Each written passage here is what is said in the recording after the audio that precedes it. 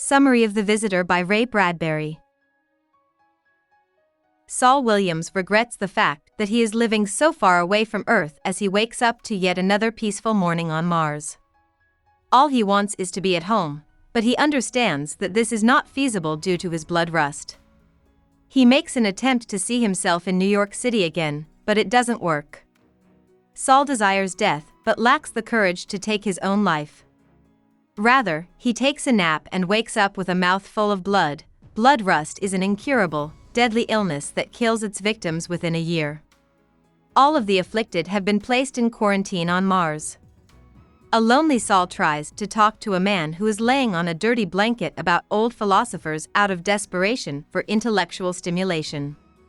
The man informs Saul that he too will soon be uninterested in anything but sleep because he is too sickly to engage with others. Saul looks out over the dead Martian sea's bottom, where a great number of other sick individuals lie fast asleep by themselves. When they had first arrived, Saul recalls, they had all gathered around campfires and shared their deep yearning for Earth. A rocket hits the dead sea floor at that exact moment.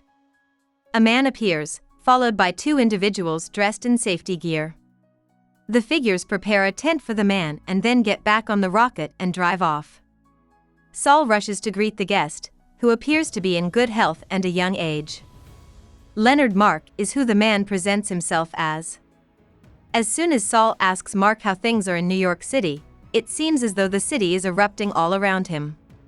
Saul is initially bewildered and afraid, but when the city disappears and the barren Martian landscape reappears, he comes to understand that Mark was somehow responsible for the vision that had been in Saul's head. Saul happily reaches out to grasp Mark's hand and tells him how glad he is that Mark has arrived.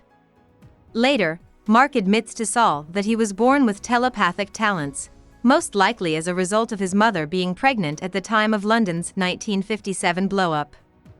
All of Saul's senses are affected simultaneously by his visions, and at his request, Mark causes him to imagine that he is swimming in a cherished brook close to his childhood home. After this, Saul is so thrilled that he tries to give Mark his last chocolate bar as payment, but Mark declines, saying that he only gives visions because they make people happy. Saul looks forward to seeing all the sights Mark takes him and conversing with the philosophers who have passed away. Saul believes that these fantastical possibilities are superior to his state of health back on Earth. But as he thinks these thoughts, he realizes that other sick men have seen Mark and are approaching them carefully. Mark is told by Saul that they had to go to the mountains because the other people are crazy and will kill one other or even Mark to own him and his skills. With a calm reply, Mark says he doesn't belong to anyone, not even Saul, and he declines to go. Saul knocks the guest unconscious with a blow to the jaw out of rage and desperation to keep Mark all to himself. He then drags him to a cave in the mountains. Later, when Mark wakes up tied up in the cave, he refers to Saul as a lonely man gone insane. Mark continues to assert that he is a free man and does not belong to anyone when Saul says he will only untie him if he swears not to go. He goes on to say that Saul's greed has destroyed everything, even though he had been more than happy to share his gifts with all the guys. 5 more men arrive at the cave shortly after. Through the night, they quarrel fiercely, each wanting to keep Mark, their treasure, to themselves. In an attempt to resolve the conflict, Mark suggests a plan wherein each man spends an hour with him once a week, along with plenty time for Mark to spend alone.